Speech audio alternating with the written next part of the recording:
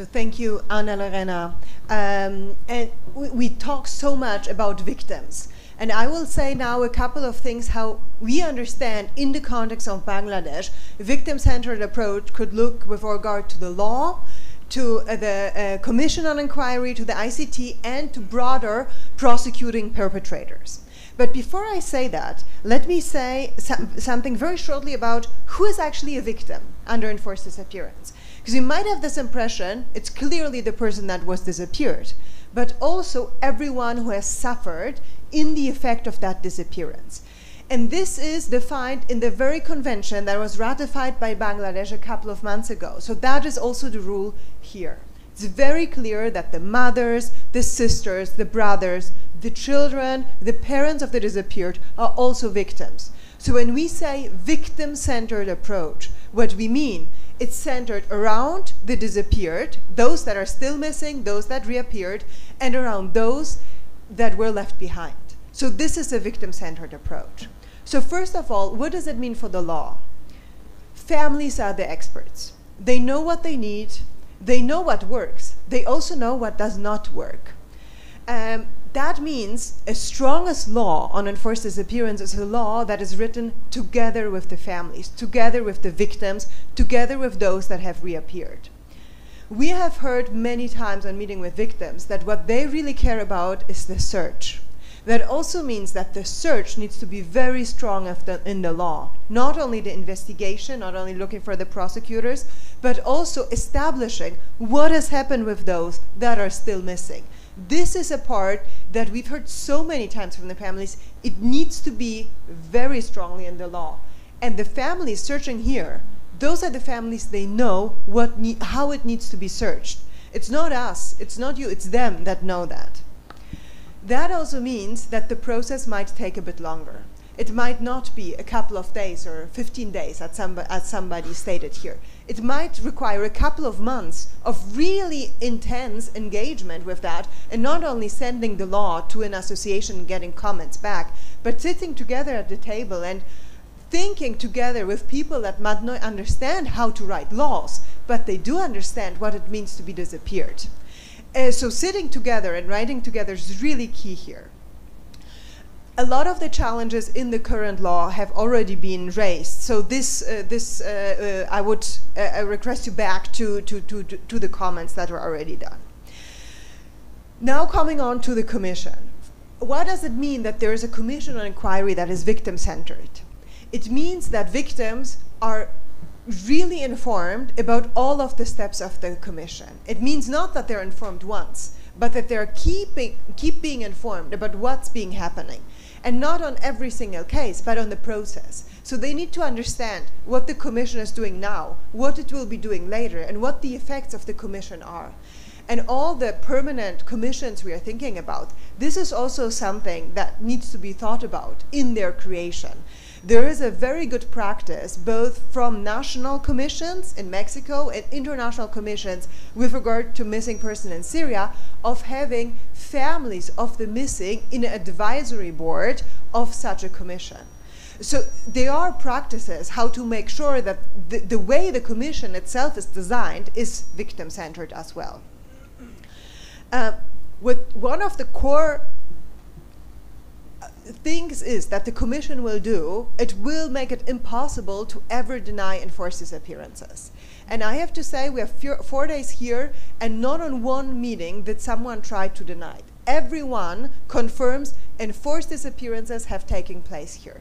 And this is such an important part of the acknowledgement. We cannot allow that in some time, in 5 years, 10 years, people will start denying that this has happened. And a report of the commission is one of the key things that will help to achieve that.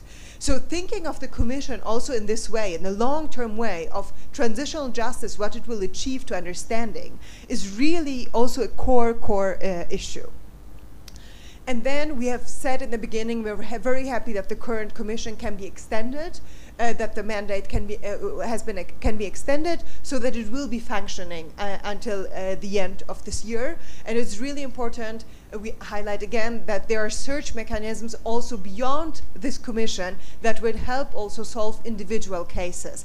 which is not the core mandate of this commission, but it is a task that needs to be achieved in Bangladesh. Now moving on, what does it mean, a victim-centered approach for the ICT? So we were very surprised to find that not all of the victims know about the ICT.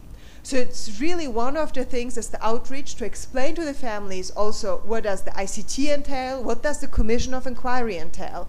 Maybe it's also important to do that in simple language, in a language that's understandable to a person that does not have a law degree, that does not have maybe even also a university degree. But that needs to be understood.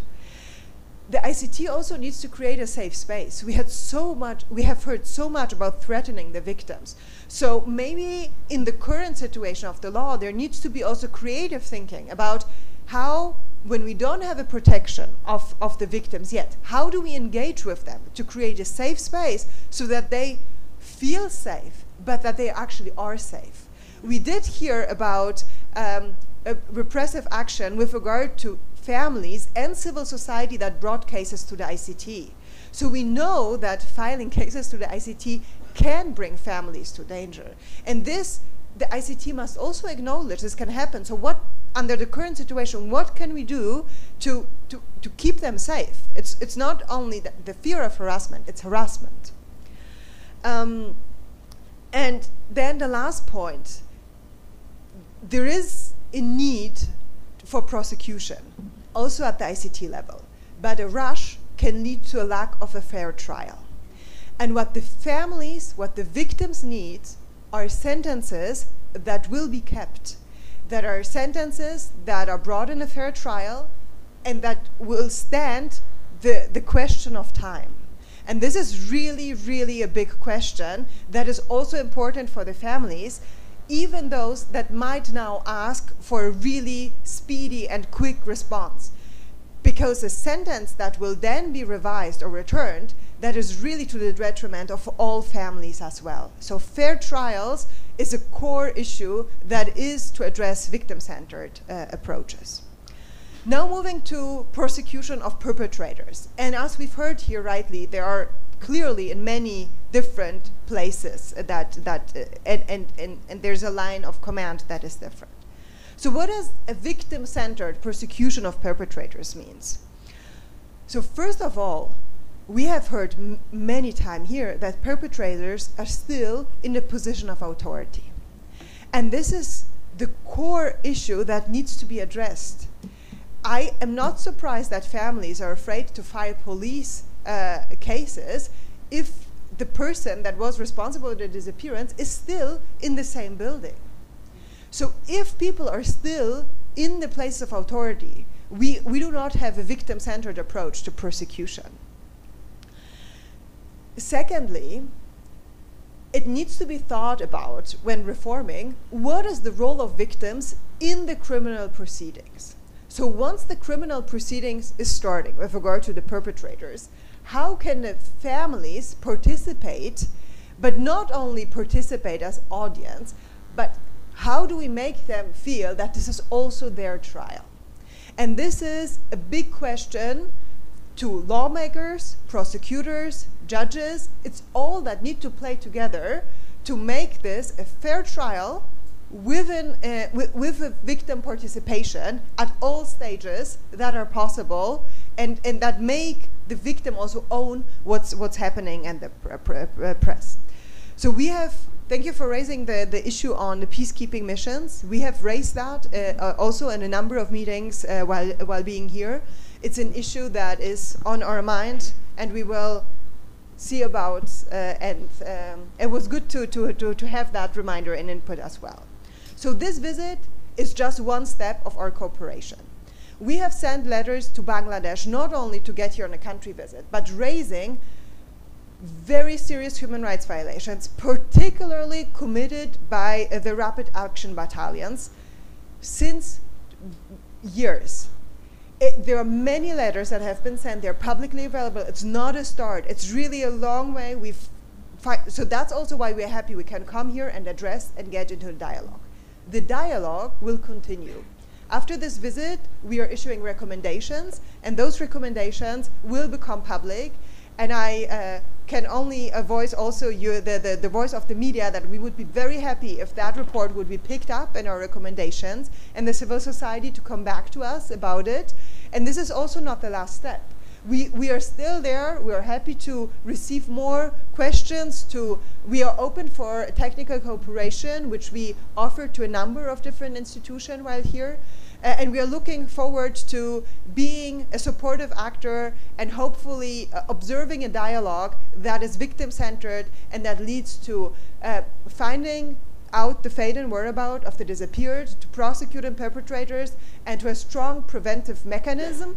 And on the preventive mechanism, one of the recommendations that we will also make in writing is also the ratification of OPCAT, which is a particular convention that allows inter alia for monitoring detention centers, and is one of the key elements to prevent enforced disappearances. So thank you so much for creating this space here today, Huma.